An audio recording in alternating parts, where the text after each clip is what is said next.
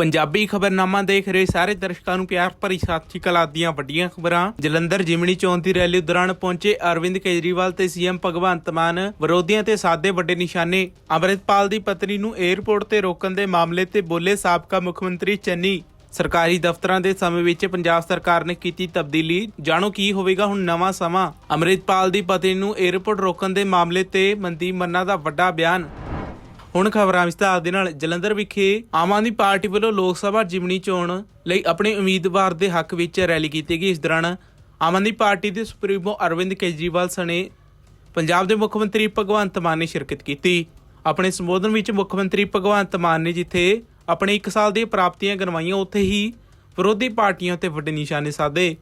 कभी देखी थी ऐसी सरकार? भ्रष्टाचारियों ਨੂੰ ਫੜ ਕੇ ਅੰਦਰ ਕਰ ਰਹੇ ਆ।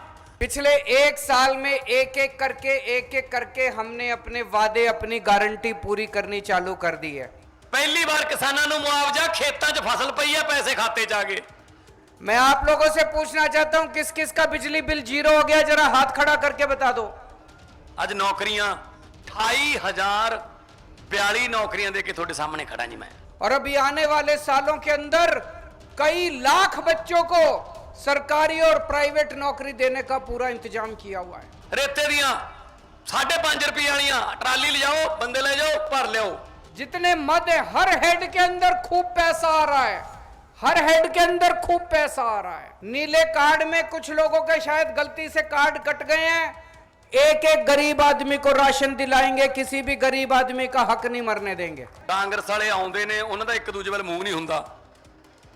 ਇੱਕ ਇੱਧਰ ਨੂੰ ਦੱਖਣ ਨੂੰ ਜਾਂਦਾ ਹੁੰਦਾ, ਇੱਕ ਉੱਤਰ ਨੂੰ ਜਾਂਦਾ ਹੁੰਦਾ। ਉਹ ਇੱਕ ਬੱਸ 'ਚ ਬਹਿ ਜਾਂਦੇ ਕਦੇ ਕਦੇ। ਉਹ ਤੁਸੀਂ ਦੇਖ ਲਓ, ਇਹ ਵੀ ਖਬਰ ਹੈ ਕੇਜਰੀਵਾਲ ਸਾਹਿਬ, ਪੰਜਾਬ 'ਚ ਇਹ ਖਬਰ ਹੈ ਕਿ ਕਾਂਗਰਸ ਅੱਜ ਇਕੱਠੀ ਦੇਖੀ ਗਈ। ਜਲੰਧਰ ਦੀ ਜਿਮਣੀ ਚੋਣਾਂ ਲਈ ਸਿਆਸੀ ਅਖਾੜਾ ਪੂਰੀ ਤਰ੍ਹਾਂ ਭਖਣਾ ਸ਼ੁਰੂ ਹੋ ਚੁੱਕਾ ਹੈ। ਜਿੱਥੇ ਆਮ ਆਦਮੀ ਪਾਰਟੀ ਵੱਲੋਂ ਜਲੰਧਰ ਵਿੱਚ ਵੱਡੀਆਂ ਰੈਲੀਆਂ ਕੀਤੀਆਂ ਜਾ ਰਹੀਆਂ ਹਨ, ਉੱਥੇ ਹੀ ਸ਼੍ਰੋਮਣੀ ਅਕਾਲੀ ਦਲ ਅਤੇ ਕਾਂਗਰਸ ਦਾ ਵੀ ਚੋਣ ਪ੍ਰਚਾਰ ਜ਼ੋਰਾਂ ਉੱਤੇ ਹੈ। ਅਤੇ ਹੁਣ ਪੰਜਾਬ ਦੇ ਸਾਬਕਾ ਮੁੱਖ ਮੰਤਰੀ ਚਰਨਜੀਤ ਸਿੰਘ ਚੰਨੀ ਨੇ ਪੰਜਾਬ ਦੇ ਮੁੱਖ ਮੰਤਰੀ ਭਗਵੰਤ ਮਾਨ ਉੱਤੇ ਵੱਡੇ ਨਿਸ਼ਾਨੇ ਸਾਧੇ। ਚਰਨਜੀਤ ਸਿੰਘ ਚੰਨੀ ਨੇ ਅੰਮ੍ਰਿਤਪਾਲ ਦੀ ਪਤਨੀ ਨੂੰ 에ਅਰਪੋਰਟ ਦੇ ਰੋਕਣ ਦੇ ਮਾਮਲੇ ਉੱਤੇ ਵੀ ਵੱਡੀ ਗੱਲ ਆਖੀ।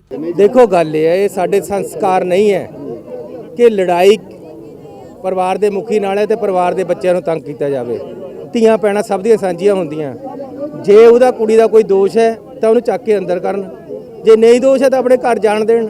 ਇਹ ਬਿਲਕੁਲ ਗਲਤ ਹੈ। ਪਰਿਵਾਰਾਂ ਨੂੰ ਤੰਗ ਕਰਨਾ ਠੀਕ ਨਹੀਂ ਹੈ। ਸਾਡੇ ਸਿੱਖ ਧਰਮ ਦੀ ਇਹ ਮਰਿਆਦਾ ਹੀ ਨਹੀਂ ਹੈ।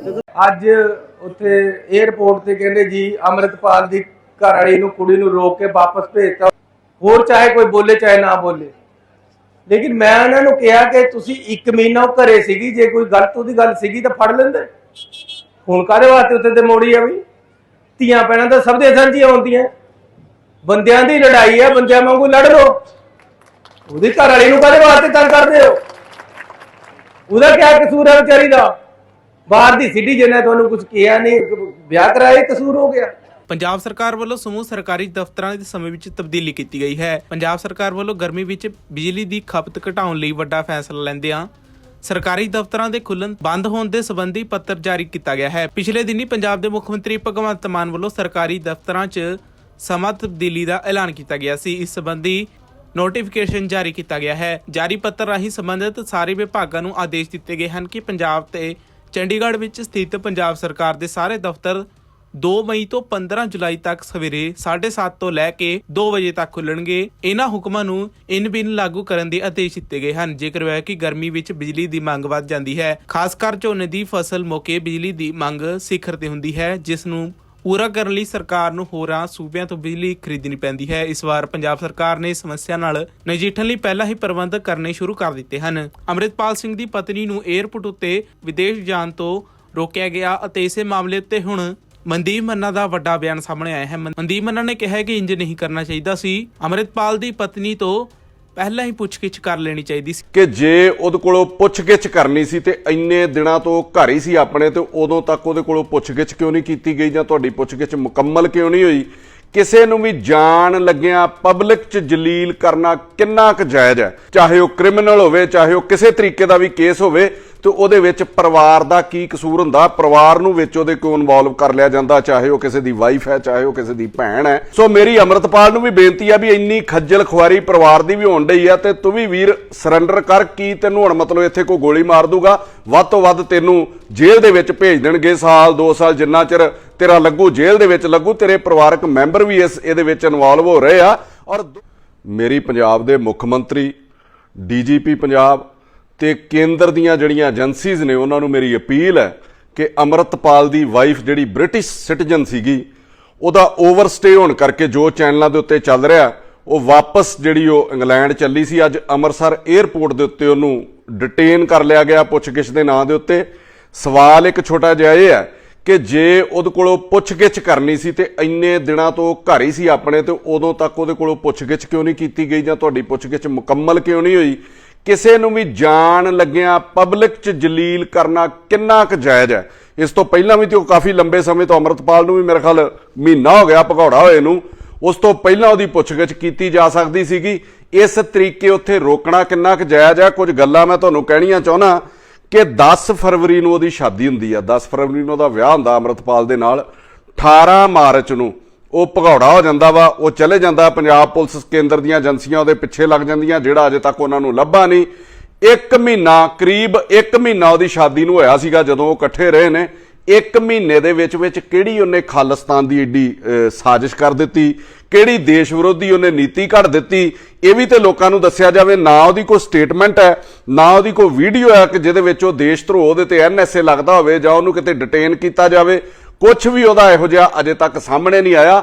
ਇੱਕ ਗੱਲ ਮੈਂ ਕਹਿਣੀ ਚਾਹੁੰਦਾ ਵੀ ਕਿਤੇ ਵੀ ਇਹ ਮਰਦ ਪ੍ਰਧਾਨ ਦੇਸ਼ ਹੈ, ਇੱਥੇ ਹਰ ਜਗ੍ਹਾ ਦੇ ਉੱਤੇ ਮਰਦ ਹੀ ਪ੍ਰਧਾਨ ਹੈ। ਔਰ ਜਦੋਂ ਘਰ ਦਾ ਮੁਖੀ ਜ਼ਿੰਮੇਵਾਰ ਹੋਵੇ ਕਿਸੇ ਕੇਸ ਦੇ ਵਿੱਚ, ਚਾਹੇ ਉਹ ਕ੍ਰਿਮੀਨਲ ਹੋਵੇ, ਚਾਹੇ ਉਹ ਕਿਸੇ ਤਰੀਕੇ ਦਾ ਵੀ ਕੇਸ ਹੋਵੇ, ਤੇ ਉਹਦੇ ਵਿੱਚ ਪਰਿਵਾਰ ਦਾ ਕੀ ਕਸੂਰ ਹੁੰਦਾ, ਪਰਿਵਾਰ ਨੂੰ ਵਿੱਚ ਉਹਦੇ ਕਿਉਂ ਇਨਵੋਲਵ ਕਰ ਲਿਆ ਜਾਂਦਾ, ਚਾਹੇ ਉਹ ਕਿਸੇ ਦੀ ਵਾਈਫ ਹੈ, ਚਾਹੇ ਉਹ ਕਿਸੇ ਦੀ ਭੈਣ ਹੈ, ਚਾਹੇ ਉਹ ਕਿਸੇ ਦਾ ਬੱਚਾ ਹੈ। ਇਹ ਜਿਹੜੇ ਰਿਵਾਜ ਅਕਾਲੀ ਕਾਂਗਰਸੀਆਂ ਨੇ ਪਾਏ ਸੀਗੇ, ਉਹ ਵੀ ਲੋਕਾਂ ਦੇ ਉੱਤੇ ਪ੍ਰੈਸ਼ਰ ਬਣਾਉਣ ਲਈ, ਜਦੋਂ ਉਹਨਾਂ ਦੀ ਕੋਈ ਗੱਲ ਨਹੀਂ ਸੀ ਮੰਨਦਾ ਜਾਂ ਕਾਬੂ ਨਹੀਂ ਸੀ ਆਉਂਦਾ, ਤੇ ਉਹਨਾਂ ਦੇ ਬੱਚਿਆਂ ਦੇ ਉੱਤੇ ਪਰਚੇ ਦੇ ਦੇਣੇ, ਉਹਨਾਂ ਦੀਆਂ ਘਰ ਦੀਆਂ ਜਿਹੜੀਆਂ ਫੀਮੇਲ ਮੈਂਬਰ ਸੀਗੀਆਂ ਉਹਨਾਂ ਦੇ ਉੱਤੇ ਪਰਚੇ ਦੇ ਦੇਣੇ। ਮੇਰੇ ਹੀ ਅੰਮ੍ਰਿਤਪਾਲ ਦੇ ਨਾਲ ਕੋਈ ਹਮਦਰਦੀ ਨਹੀਂ ਹੈ, ਪਰ ਜਿਹੜੀ ਉਹਦੀ ਵਾਈਫ ਹੈ ਉਹ ਬਾਹਰਲੇ ਮੁਲਕ ਚੋਂ ਆਈ, ਉਹਨੇ ਉਹਦੇ ਨਾਲ ਵਿਆਹ ਕਰਾ ਲਿਆ, ਉਹ ਸਾਡੀਆਂ ਬੱਚੀਆਂ ਵਰਗੀ ਹੈ, ਭੈਣਾਂ ਵਰਗੀ ਹੈ। ਔਰਤ ਦੀ ਇੱਜ਼ਤ ਜਿਹੜੀ ਉਹ ਸਰਕਾਰ ਨੂੰ ਕਰਨੀ ਚਾਹੀਦੀ ਹੈ। ਸੋ ਮੇਰੀ ਅਪੀਲ ਹੈ ਕਿ ਬਿਨਾਂ ਕਿਸੇ ਠੋਸ ਸਬੂਤ ਤੋਂ ਅੰਮ੍ਰਿਤਪਾਲ ਕੀ ਕਿਸੇ ਦੇ ਵੀ ਪਰਿਵਾਰ ਦੇ ਜੀ ਨੂੰ, ਖਾਸ ਕਰਕੇ ਜਿੱਥੇ ਫੀਮੇਲ ਆ ਜਾਵੇ, ਉਹਨੂੰ ਤੰਗ ਹੀ ਨਹੀਂ ਕਰਨਾ ਚਾਹੀਦਾ, ਕਿਸੇ ਬੱਚੀ ਨੂੰ, ਕਿਸੇ ਔਰਤ ਨੂੰ, ਕਿਸੇ ਮਤਲਬ ਧੀ ਭੈਣ ਨੂੰ। ਸੋ ਮੇਰੀ ਅੰਮ੍ਰਿਤਪਾਲ ਨੂੰ ਵੀ ਬੇਨਤੀ ਆ ਵੀ ਇੰਨੀ ਖੱਜਲ ਖੁਆਰੀ ਪਰਿਵਾਰ ਦੀ ਵੀ ਹੋਣ ਡਈ ਆ, ਤੇ ਤੂੰ ਵੀ ਵੀਰ ਸਰੈਂਡਰ ਕਰ। ਕੀ ਤੈਨੂੰ ਹੁਣ ਮਤਲਬ ਇੱਥੇ ਕੋਈ ਗੋਲੀ ਮਾਰ ਦੂਗਾ, ਵੱਧ ਤੋਂ ਵੱਧ ਤੈਨੂੰ ਜੇਲ੍ਹ ਦੇ ਵਿੱਚ ਭੇਜ ਦੇਣਗੇ, ਸਾਲ 2 ਸਾਲ ਜਿੰਨਾ ਚਿਰ ਤੇਰਾ ਲੱਗੂ ਜੇਲ੍ਹ ਦੇ ਵਿੱਚ ਲੱਗੂ। ਤੇਰੇ ਪਰਿਵਾਰਕ ਮੈਂਬਰ ਵੀ ਇਹਦੇ ਵਿੱਚ ਇਨਵੋਲਵ ਹੋ ਰਹੇ ਆ। ਔਰ ਦੁੱਖ ਕੀ ਲੱਗਦਾ, ਅੱਜ ਕਈ ਚੈਨਲਸ ਦੇ ਉੱਤੇ ਜਦੋਂ ਉਹਨੂੰ ਰੋਕਿਆ ਗਿਆ, ਉਹਦੇ ਉੱਤੇ ਚੈਨਲਾਂ ਦੇ ਉੱਤੇ ਟੈਗਲਾਈਨ ਚਲਾਉਣੀ ਸ਼ੁਰੂ ਕਰ ਦਿੱਤੀ ਕਿ ਅੰਮ੍ਰਿਤਸਰ ਤੋਂ ਲੰਡਨ ਭੱਜਣ ਦੀ ਫਰਾਕ ਸੀਗੀ ਅੰਮ੍ਰਿਤਪਾਲ ਦੀ ਘਰ ਵਾਲੀ। ਮੈਂ ਉਹਨਾਂ ਨੂੰ ਪੁੱਛਣਾ ਚਾਹੁੰਦਾ ਚੈਨਲ ਵਾਲਿਆਂ ਨੂੰ ਵੀ ਕਿ ਅੱਗੇ ਜਦੋਂ ਅੰਮ੍ਰਿਤਪਾਲ ਇੱਥੇ ਸੀਗਾ ਉਦੋਂ ਭਾਈ ਸਾਹਿਬ ਕਹਿ ਕੇ ਭੂਏ ਵੀ ਤੁਸੀਂ ਚੜਾਇਆ ਸੀਗਾ, ਅੱਜ ਉਹ ਭੱਜਣ ਦੀ ਫਰਾਕ ਸੀਗੀ, 에ਅਰਪੋਰਟ ਤੇ ਗਈ ਆ, ਉੱਥੇ ਚੈੱਕ ਪੋਸਟਾਂ ਨੇ, ਉੱਥੇ ਏਜੰਸੀਜ਼ ਨੇ ਸਾਰੀਆਂ ਕੰਮ ਕਰਦੀਆਂ, ਜਿਨ੍ਹਾਂ ਉਹਨੂੰ ਰੋਕ ਲਿਆ। ਉਹ ਕੋਈ ਡੌਂਕੀ ਲਾ ਕੇ ਚੱਲੀ ਸੀਗੀ, ਮਤਲਬ ਵੀ ਉਹ ਭੱਜਣ ਦੀ ਫਰਾਕ ਦੇ ਵਿੱਚ ਸੀਗਾ। ਸੋ ਖਬਰਾਂ ਨੂੰ ਇੰਨਾ ਸਨਸਨੀਖੇਜ ਨਾ ਬਣਾਇਆ ਜਾਵੇ। ਦੂਜੀ ਮੇਰੀ ਫਿਰ ਮੈਂ ਇਸ ਮਸਲੇ ਨੂੰ ਕੋਈ ਬਹੁਤਾ ਤੂਲ ਨਹੀਂ ਦੇਣਾ ਚਾਹੁੰਦਾ, ਜਿੱਥੇ ਮਤਲਬ ਨਹੀਂ ਠੀਕ ਲੱਗਦਾ ਉੱਥੇ, ਜਿੱਥੇ ਸਰਕਾਰ ਚੰਗਾ ਕੰਮ ਕਰਦੀ ਉਹਦੀ ਪ੍ਰੇਜ਼ ਵੀ ਕਰੀਦੀ ਆ, ਚਾਹੇ ਉਹ ਅੰਮ੍ਰਿਤਪਾਲ ਦੇ ਉੱਤੇ ਜਿਹੜਾ ਐਕਸ਼ਨ ਲਿਆ ਸੀਗਾ। ਦੂਜਾ ਜਿੱਥੇ ਨਹੀਂ ਠੀਕ ਲੱਗਦਾ ਉਹਦੇ ਖਿਲਾਫ ਮਤਲਬ ਬੋਲਦਾ ਵੀ ਜ਼ਰੂਰ ਆ। ਮੇਰੀ ਇੱਕ ਅਪੀਲ ਹੈ ਕਿ ਜੇ ਉਹਦੀ ਵਾਈਫ ਦੇ ਖਿਲਾਫ ਕੋਈ ਠੋਸ ਸਬੂਤ ਨਹੀਂ, ਪਹਿਲੀ ਗੱਲ ਜੇ ਠੋਸ ਸਬੂਤ ਹੁੰਦੇ ਤੇ ਫਿਰ ਉਹ 1 ਮਹੀਨੇ ਤੋਂ ਇੱਥੇ ਸੀਗੀ, ਹੁਣ ਤੱਕ ਤੁਹਾਨੂੰ ਮਤਲਬ ਕੋਈ ਐਕਸ਼ਨ ਲੈਣਾ ਚਾਹੀਦਾ ਸੀਗਾ। ਇਸ ਤਰੀਕੇ ਕਿਸੇ ਨੂੰ ਜਲੀਲ ਕਰਨਾ ਜਾਂ ਇਸ ਤਰੀਕੇ ਉਸ ਬੰਦੇ ਦੇ ਉੱਤੇ ਪ੍ਰੈਸ਼ਰ ਬਣਾਉਣਾ, ਮੈਂ ਇਹਨੂੰ ਕੋਈ ਜਾਇਜ਼ ਜਾਂ ਮਰਦਾਂ ਵਾਲਾ ਕੰਮ ਨਹੀਂ ਗਿਣਦਾ। ਸੋ ਮੇਰੀ ਤੁਹਾਨੂੰ ਅਪੀਲ ਹੈ ਕਿ ਇਹਦੀ ਗ੍ਰਿਫਤਾਰੀ ਨੂੰ ਲੈ ਕੇ ਤੇ ਗਰੇਜ ਕੀਤਾ ਜਾਵੇ, ਕੋਈ ਫੀਮੇਲ ਮੈਂਬਰਾਂ ਨੂੰ, ਪਰਿਵਾਰਕ ਮੈਂਬਰਾਂ ਨੂੰ ਨਾ ਤੰਗ ਕੀਤਾ ਜਾਵੇ। ਇੰਨੀ ਕੁ ਮੇਰੀ ਅਪੀਲ ਹੈ ਕਿ ਸੋਚ ਸਮਝ ਤੋਂ ਕੰਮ ਲਿਆ ਜਾਵੇ, ਤਾਂ ਜੋ ਲੋਕਾਂ ਦੇ ਵਿੱਚ ਤੁਹਾਡੀ ਇੱਜ਼ਤ ਜਿਹੜੀ ਬਣੀ ਹੈ ਉਹ ਬਣੀ ਰਵੇ, ਉਹਦੇ ਤੋਂ ਲੋਕ ਮੁਨਕਰ ਨਾ ਹੋ ਜਾਣ, ਤੁਹਾਡੇ ਦੁਆਲੇ ਨਾ ਹੋ ਜਾਣ। ਸੋ ਮੈਂ ਅਖੀਰ 'ਚ 2 ਲੈਣਾ ਕਹਿ ਕੇ ਸਾਰੀ ਸਰਕਾਰ ਨੂੰ, ਇਸ ਵਿੱਚੇ ਹੀ ਚੈਨਲ ਵਾਲੇ ਤੇ ਵਿੱਚੇ ਹੀ ਸਰਕਾਰ ਨੂੰ ਕਿ ਸਮਾਪਤੀ ਕਰਨ ਲੱਗਾ कि तूफानों से आंख मिलाओ, सैलाबों पर वार करो। तूफानों से आंख मिलाओ, सैलाबों पर वार करो, मलाहों का चक्कर छोड़ो, तैर कर दरिया पार करो।